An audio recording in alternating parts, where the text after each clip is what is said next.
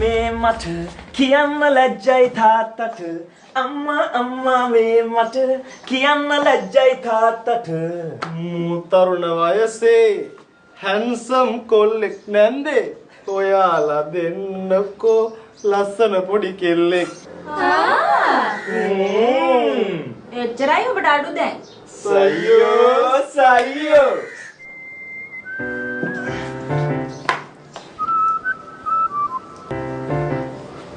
ඒ මංගලේ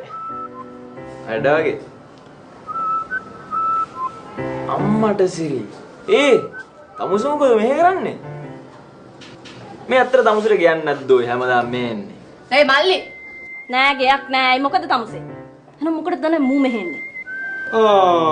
මං එන්නේද මං එන්නේ නැන්දෑ වත් ගන්න අනේ නිකන් පළයන් සසි වෙන්නේ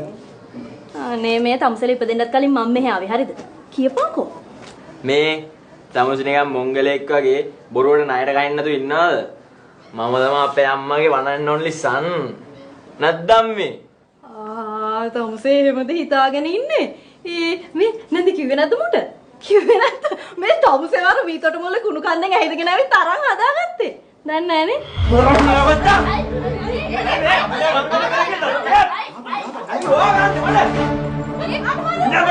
මොකද මේ මොකද කියන්නේ යන්න කිව්ව දෙන්නට බෑ මඩ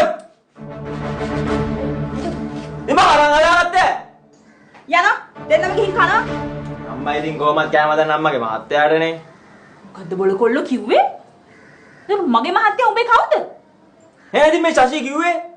මම අරන් හදාගත්තා කියලා